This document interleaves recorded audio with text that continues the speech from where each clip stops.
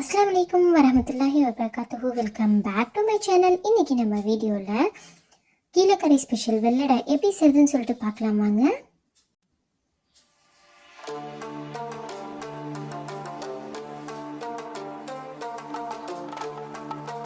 வாங்க நம்ம இப்போ வீடியோக்குள்ளே போகலாம். இதுக்கு நான் அரிசி மாவு பச்சரிசி மாவு எடுத்து வச்சுருக்கேன். இது வந்து குறைன்னு அரைச்ச மாவு. இது ரவ்வா மாதிரி இருக்கும். அந்த கன்சிஸ்டன்சியில் இருக்கும்போது தான் கரெக்டாக பர்ஃபெக்டான வெள்ளடை உங்களுக்கு கிடைக்கும். இது கூட 2 முட்டை ஆட் பண்ணிக்கலாம்.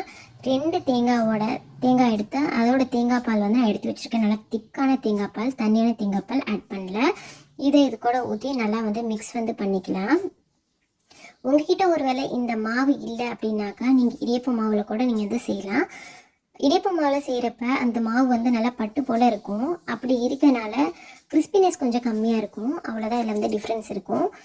இது கூட உப்பும் ஒரு பிஞ்ச் சோடாப்பும் போட்டு நம்ம இப்போ விஸ்க் வச்சு மிக்ஸ் பண்ணிக்கலாம். இது மிக்ஸ் பண்ண கட்டியாக ஆகும். கட்டியாக ஆக நீங்கள் தேங்காய் பால் ஊற்றி மிக்ஸ் பண்ணுங்கள். ஒருவேளை தேங்காய் பால் உங்கள்கிட்ட எக்ஸ்ட்ரா இருந்துச்சு அப்படின்னா அந்த தேங்காய் பாலை வேஸ்ட் ஆகாது. அதை அப்படியே மூடி வைங்க. இது 2 ஹார்ஸ்க்கு அப்புறமா தான் நம்ம சுட ஆரம்பிப்போம். அப்போ திருப்பியும் நம்மளுக்கு தேங்காய் பால் தேவைப்படும். நீங்கள் இடியப்ப மாவு யூஸ் பண்ணிங்கன்னா தேவைப்படாது. நீங்கள் பருமாவு யூஸ் பண்ணிங்கன்னா 2 hours later. இப்போ நான் 2 ஹார்ஸ்க்கு அப்புறம் நான் எடுத்து காட்டுறேன். இது பர்ஃபெக்டாக இருக்குது கன்சிஸ்டன்சி. நான் நிறைய பால் ஃபஸ்ட்டே ஊற்றி வச்சுட்டேன். ஸோ எனக்கு தேங்காய் பால் தேவைப்படல. உங்களுக்கு தேவைப்படுச்சுன்னா கண்டிப்பாக ஆட் பண்ணிக்கோங்க. இப்போ தவாவில் நெய் நம்ம ஊற்றிக்கலாம். நெய் ஊற்றிட்டு நம்ம பொரிச்சு எடுத்துக்கலாம். நெய்யில் இதை பொரிச்சு எடுக்கப்போ தான் இதோட டேஸ்ட் ஆத்தென்டிக்காக இருக்கும். பொரிக்கும் போது இரும்பு கடாய் அப்படி இல்லாட்டாக்க இரும்பு தவாவில் பொரிங்க. நான்ஸ்டிக் யூஸ் பண்ண வேணாம். இதை க்ளோஸ் பண்ணி வேக வச்சு எடுத்துக்கலாம். இது லோ ஃப்ளேமில் தான் நீங்கள் குக் பண்ணணும். அப்போ தான் கிறிஸ்பினஸ் இருக்கும். இப்போ வீடியோவில் தெரியுதான்னு தெரில, சைட்லலாம் கோல்டன் ப்ரௌன் கலர் தெரிஞ்சதுக்கப்புறமா நீங்கள் இந்த மாதிரி திருப்பி போடுங்க. திருப்பி போட்டு இதையுமே மூடி தான் வேக வைக்கணும். இப்போ இதை நான் ஓப்பன் பண்ணி காட்டுறேன்.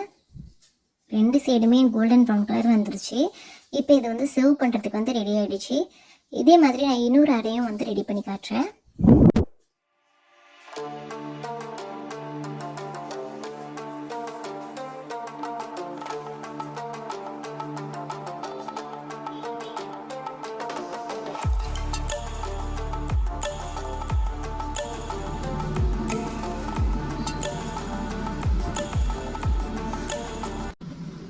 அவ்வளோதான், நம்மளோட சூப்பரான அடை ரெடி ஆகிடுச்சு. இது கூட நான் மட்டன் கிரேவி எடுத்து வச்சுருக்கேன்.